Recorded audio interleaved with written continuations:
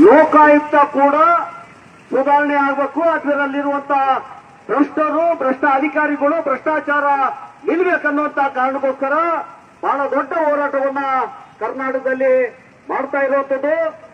ಕರ್ನಾಟಕದ ಎಲ್ಲಾ ಜಿಲ್ಲಾ ಕೇಂದ್ರಗಳಲ್ಲಿ ಅಲ್ಲಿರುವಂತಹ ಲೋಕಾಯುಕ್ತ ಕಚೇರಿಯಲ್ಲಿ ಒಂದು ಮನವಿ ಪತ್ರ ಕೊಡೋದ್ರ ಮೂಲಕ ಕರ್ನಾಟಕದ ಲೋಕಾಯುಕ್ತರಾಗಿರುವಂತಹ ನ್ಯಾಯಮೂರ್ತಿ BS ಪಾಟೀಲ್ ಅವರಿಗೆ, ಹಾಗೆ ಉಪಲೋಕಾಯುಕ್ತರಾಗಿರುವಂತಹ ನ್ಯಾಯಮೂರ್ತಿ ಫಣೀಂದ್ರ ಅವರಿಗೆ, ಇನ್ನೊಬ್ಬ ಉಪಲೋಕಾಯುಕ್ತರಾಗಿರುವಂತಹ ನ್ಯಾಯಮೂರ್ತಿ ವೀರಪ್ಪ ಅವರಿಗೆ ಒಂದು ಮನವಿ ಪತ್ರ ಕೊಟ್ಟು ಇವತ್ತು ಲೋಕಾಯುಕ್ತ ಕಚೇರಿಯನ್ನ, ಲೋಕಾಯುಕ್ತ ಸಂಸ್ಥೆಯನ್ನ ಒಂದು ವಸೂಲಿ ಅಡ್ಡೆಯಾಗಿ ಬಳಸಿಕೊಂಡು ಅದರ ಮೂಲಕ ಅವರಿಗೆ ನೀಡಿದಂತಹ ಒಂದು ಅಧಿಕಾರವನ್ನ ದುರುಪಯೋಗ ಪಡಿಸಿಕೊಂಡು ಬೆಂಗಳೂರಿನಲ್ಲಿರುವಂತಹ ಲೋಕಾಯುಕ್ತ SP ಒಬ್ಬ ನಂಬರ್ 1 ಕಳ್ಳ, ಏನ್ ಹೆಸರು, ಯಾರೋ ಶ್ರೀನಾಥ್ ಜೋಶಿ ಅಂತಂದು ಒಬ್ಬ SP ಲೋಕಾಯುಕ್ತ ಕಚೇರಿಯಲ್ಲಿ ಏನು ಮಾಡಬಾರ್ದು ಅದನ್ನೆಲ್ಲ ಕೂಡ ಮಾಡ್ತಾ ಅವನಿಗೆ ಆ ಕಳ್ಳ ಶ್ರೀನಾಥ್ ಜೋಶಿಗೆ ಒಬ್ಬ ನಿಂಗಪ್ಪ ಅಂತಂದು ಅವನೊಬ್ಬ ಮಹಾಕಳ್ಳ ಅವರು ಸೇರ್ಕೊಂಡು ಯಾವ ಕಚೇರಿ, ಯಾವ ಸಂಸ್ಥೆ ಕರ್ನಾಟಕದ ಎಲ್ಲ ಆಡಳಿತಗಳನ್ನ, ಎಲ್ಲ ಕಚೇರಿಗಳನ್ನ, ಎಲ್ಲ ಇಲಾಖೆಗಳನ್ನ ಸುಧಾರಣೆ ಮಾಡಬೇಕಾಗಿತ್ತು, ಭ್ರಷ್ಟಾಚಾರದಿಂದ ನಿರ್ಮೂಲನೆ ಮಾಡಬೇಕಾಗಿತ್ತು, ಭ್ರಷ್ಟರನ್ನ ಎಡೆಮೂರಿಗೆ ಕಟ್ಟಬೇಕಾಗಿತ್ತು, ಭ್ರಷ್ಟ ಅಧಿಕಾರಿಗಳನ್ನ ಜೈಲಿಗೆ ಕಳಿಸಬೇಕಾಗಿತ್ತು, ಮನೆಗೆ ಕಳಿಸಬೇಕಾಗಿತ್ತು. ಅಂತ ಕಳ್ಳರು, ಅಂತ ಕೆಲಸ ಮಾಡಬೇಕಾದಂತ ಹೊಣೆಗಾರಿಕೆ ಹೊತ್ತಂತ ಅಧಿಕಾರಿಗಳು SP ಇವತ್ತೇನ್ ಮಾಡ್ತಾ ಇದ್ದಾರೆ ಅಂತಂದ್ರೆ ಸ್ಟೀಲಿಂಗ್ ಮಾಡ್ತಾ ಇರೋದು. ಕರ್ನಾಟಕದಲ್ಲಿ ಎಲ್ಲೆಲ್ಲಿ ಅಮೇಧ್ಯಕ್ಕೆ ನಾಲಿಗೆ ಇಟ್ಟಬೇಕಂತಂದು ನೋಡ್ತಾ ಅಮೇಧ್ಯಗಳು ಎಲ್ಲೆಲ್ಲಿ ಸಿಗ್ತದಂತಂದ್ರೆ ಬಾಯಿ ಹಾಕಿ ನಾಲಿಗೆ ಹಾಕಿ ನೆಕ್ತಾ ಇರುವಂತ ಒಬ್ಬ ಕಳ್ಳ, ಒಬ್ಬ ಮೋಸಗಾರ, ಒಬ್ಬ ವಂಚಕ ಅನಂತ ಜೋಶಿ, ಅವನ ಮೇಲೆ ಕ್ರಮಗಳು ಆಗಬೇಕು, ಅವನನ್ನು ಜೈಲಿಗೆ ಕಳಿಸಬೇಕಂತಂದು KRS ಪಕ್ಷ ಕರ್ನಾಟಕದ ಎಲ್ಲಾ ಜಿಲ್ಲೆಗಳಲ್ಲಿ, ಎಲ್ಲಾ ಜಿಲ್ಲಾ ಕೇಂದ್ರಗಳಲ್ಲಿ ಮನವಿ ಪತ್ರದ ಮೂಲಕ ಹೋರಾಟವನ್ನ ಮಾಡಿ ಮನವಿ ಪತ್ರಗಳನ್ನು ಕೊಟ್ಟಿವಿ. ಅದಕ್ಕೆ ಲೋಕಾಯುಕ್ತ ನ್ಯಾಯಮೂರ್ತಿ BS ಪಾಟೀಲ್ ಏನು ಕೂಡ ಕ್ರಮಗಳು ತರಲಿಲ್ಲ. ಅದಾದ ನಂತರ KRS ಪಕ್ಷದ ಕರ್ನಾಟಕದ ಅಷ್ಟು ಸೇನಾನಿಗಳು ಬೆಂಗಳೂರಿಗೆ ಹೋಗಿ ಬೆಂಗಳೂರಿನ ಫ್ರೀಡಂ ಪಾರ್ಕ್ ನಲ್ಲಿ ಒಂದು ದೊಡ್ಡ ಹೋರಾಟವನ್ನ ಮಾಡೋದ್ರ ಮೂಲಕ ನಾವು ಲೋಕಾಯುಕ್ತರು ಕ್ರಮ ತಗೊಳ್ಬೇಕಂತಂದು ಹಿಂದೆ ಆಗ್ರಹ ಮಾಡಿದ್ವಿ. ಅದು ಯಾವುದು ಕೂಡ ಕ್ರಮಗಳು ತಗೊಳ್ತಾ ಇರುವಂತ ಕಾರಣಕ್ಕೋಸ್ಕರ ನ್ಯಾಯಮೂರ್ತಿ BS ಪಾಟೀಲ್ ಅವರನ್ನೇ ಆ ಹುದ್ದೆಯಿಂದ ವಜಾ ಮಾಡಬೇಕನ್ನುವಂತ ಆಗ್ರಹ ಇಟ್ಕೊಂಡು ಬಹಳ ದೊಡ್ಡ ಹೋರಾಟವನ್ನ ಬೆಂಗಳೂರಿನಲ್ಲಿ ಕಳೆದ ತಿಂಗಳು 30ನೇ ತಾರೀಕಿಗೆ ಮಾಡಿದ್ವಿ.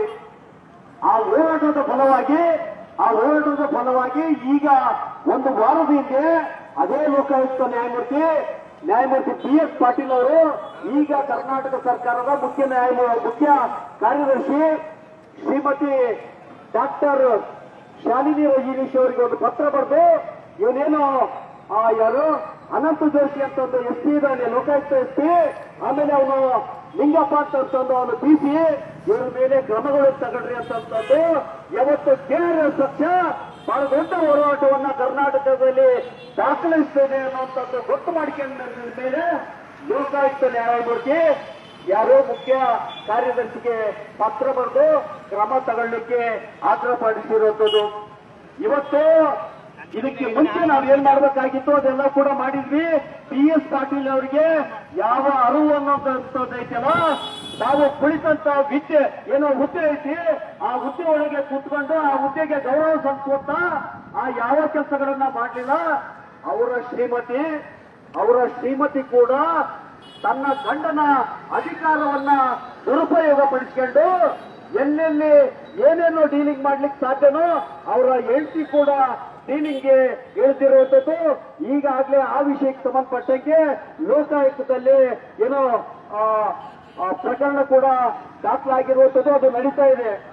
ಇವತ್ತು KRS ಪಕ್ಷ ಕರ್ನಾಟಕದಲ್ಲಿ ಒಂದು ಸ್ವಚ್ಛ, ಒಂದು ಪ್ರಾಮಾಣಿಕ, ಒಂದು ಜನಪರ ರಾಜಕಾರಣ ಮಾಡೋದ್ರ ಮೂಲಕ ಈ ಕರ್ನಾಟಕದ ಒಟ್ಟಾರೆ ವ್ಯವಸ್ಥೆಯನ್ನ ಏನು ಬಲಪಡಿಸಬೇಕು, ಸುಧಾರಣೆ ಮಾಡಬೇಕಂತ ಕೆಲಸ ಮಾಡ್ತಾ ಇದೆ. ದುರಂತ ಅಂತಂದ್ರೆ ನಮ್ಮ ಜನಗಳು, ನೀವು ಕರ್ನಾಟಕದ ಮಹಾಜನತೆ ಜೆಸಿಬಿ ಪಕ್ಷಗಳಂತ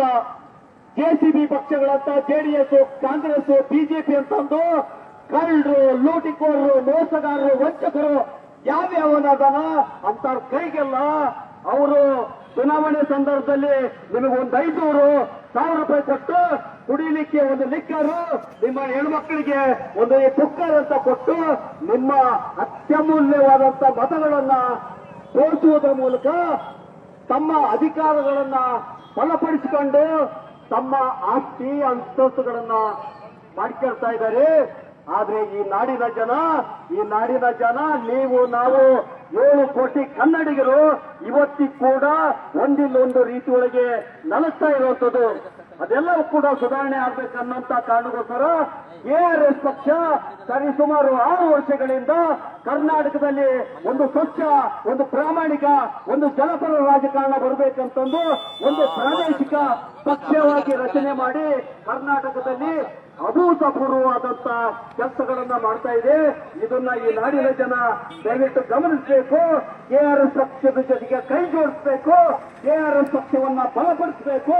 ಅದರ ಮೂಲಕ ನಿಮ್ಮ ಅಸ್ತಿತ್ವವನ್ನ ಈ ದೇಶದ ಕಾನೂನುಗಳು, ಈ ದೇಶದ ಸಂವಿಧಾನ ನಿಮಗೆ ಕೊಟ್ಟಿರುವಂತ ಎಲ್ಲ ಹಕ್ಕು ಮತ್ತು ಅವಕಾಶಗಳು, ಸವಲತ್ತುಗಳನ್ನ ನ್ಯಾಯಯುತವಾದಂತ ರೀತಿಗಳಲ್ಲಿ ಪಡೆದುಕೊಳ್ಬೇಕಂತಂದು ಕೆಆರ್ಎಸ್ ಪಕ್ಷ ತಮ್ಮೆಲ್ಲರಲ್ಲಿ ಮನವಿ ಮಾಡಿಕೊಳ್ತಾ ಇದೆ. ಧನ್ಯವಾದಗಳು. ನಮಸ್ಕಾರ.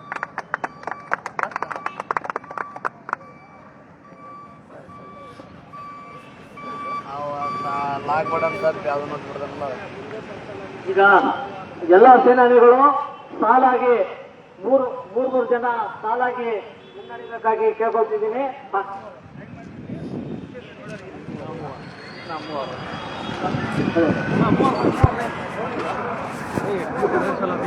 ಬಿಟ್ಟು ಗಾಡಿಯಲ್ಲಿರೋರೆಲ್ಲರೂ ಒಬ್ರು ಉಳಿದಂತೆ ಎಲ್ಲರೂ ಕೆಳಗಡೆ ಇಳಿಬೇಕು.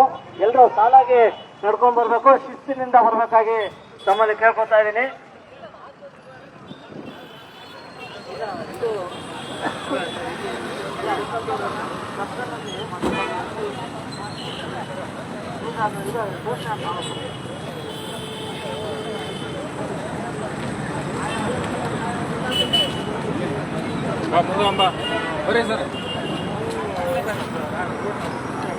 ಲೈನ್ ಮಾಡ್ಕೊಳ್ರಿ, 3 ಜನ ಲೈನ್ ಮಾಡ್ಕೊಳ್ರಿ.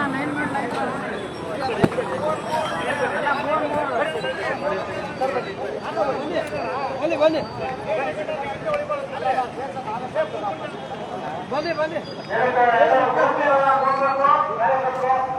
ರವಿಕೃಷ್ಣ ರೆಡ್ಡಿ ಅವರಿಗೆ ರವಿಕೃಷ್ಣ ರೆಡ್ಡಿ ಅವರಿಗೆ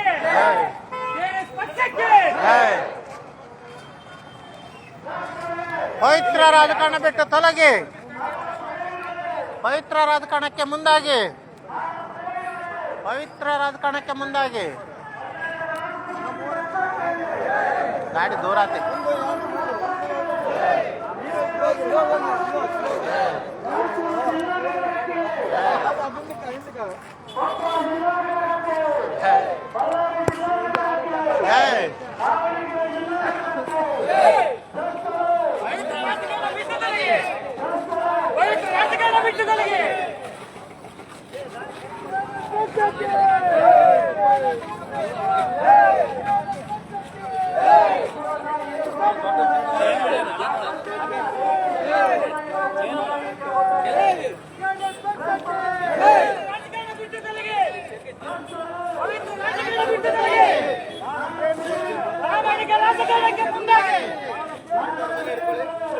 ರಾಜಕಾರಣಕ್ಕೆ ಮುಂದಾಗಿ ತೊಲಗಿರಿ. ನಿರ್ಮಿಸೋಣ ನಿರ್ಮಿಸೋಣ ನಿರ್ಮಿಸೋಣ ನಿರ್ಮಿಸೋಣ. ಜೈ ಜೈ ಕೆಆರ್ಎಸ್, ಜೈ ಜೈ ಕೆಆರ್ಎಸ್, ಜೈ ಜೈ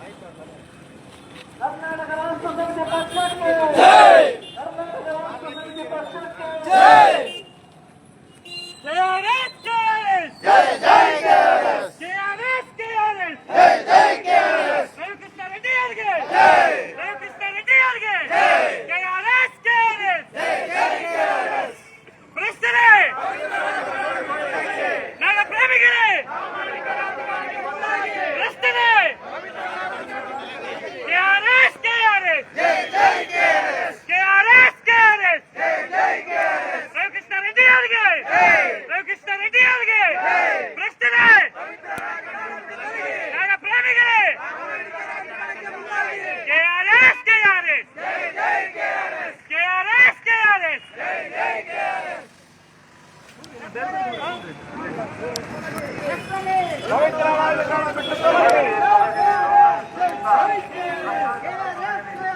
ಜೈ ಜೈ ಕೆಆರ್ಎಸ್ ಜೈ ಜೈ ಕೆಆರ್ಎಸ್ ಜೈ ಜೈ ಕೆಆರ್ಎಸ್ ಜೈ ಜೈ ಕೆಆರ್ಎಸ್ ಜೈ ಜೈ ಕೆಆರ್ಎಸ್ ಜೈ ಜೈ ಕೆಆರ್ಎಸ್ ಕರ್ನಾಟಕ ರಾಜ್ಯ ಸಮಿತಿ ಪಕ್ಷಕ್ಕೆ ಜೈ ಕರ್ನಾಟಕ ರಾಜ್ಯ ಸಮಿತಿ ಪಕ್ಷಕ್ಕೆ ಜೈ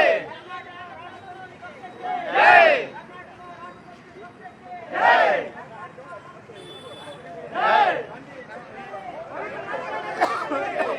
ದಯವಿಟ್ಟು ಘೋಷಣೆಗೆ ಹೋಗ್ಬೇಕೆಲ್ಲರೂ.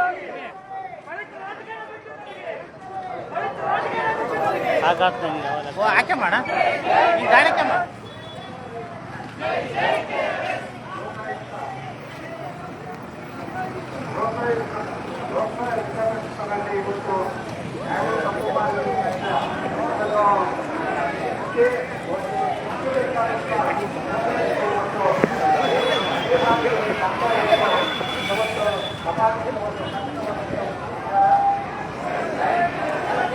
ಕರ್ನಾಟಕ ರಾಷ್ಟ್ರ ಸಮಿತಿ ಪಕ್ಷಕ್ಕೆ ಜೈ ಕರ್ನಾಟಕ ರಾಷ್ಟ್ರ ಸಮಿತಿ ಪಕ್ಷಕ್ಕೆ ಜೈ ಕೆಆರ್ಎಸ್ ಪಕ್ಷಕ್ಕೆ ಜೈ ಭ್ರಷ್ಟಾಚಾರಿಗಳೇ ಪವಿತ್ರ ರಾಜಕಾರಣ ಬಿಟ್ಟು ದಯವಿಟ್ಟು ತೊಲಗಿ ಕೆಆರ್ಎಸ್ ಪಕ್ಷದ ಎಲ್ಲ ಸೇನಾನಿಗಳು ದಯವಿಟ್ಟು ಗಮನಿಸಿ.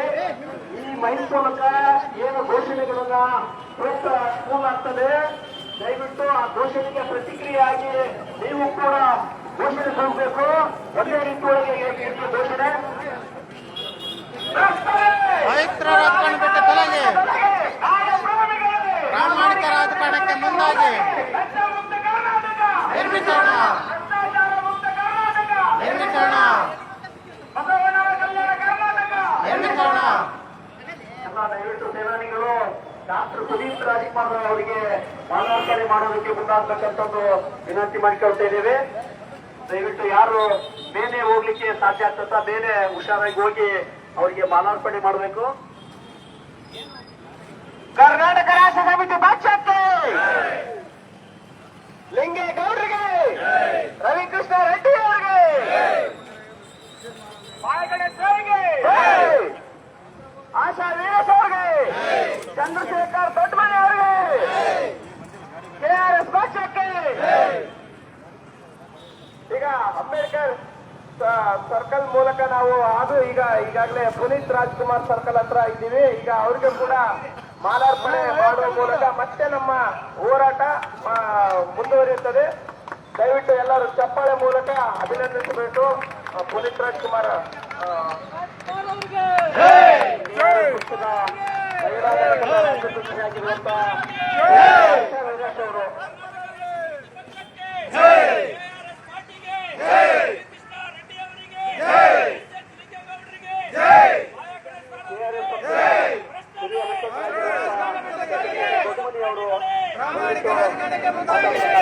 ವಿನಂತಿ ಮಾಡಿಕೊಳ್ತಾ ಇದ್ದೀವಿ.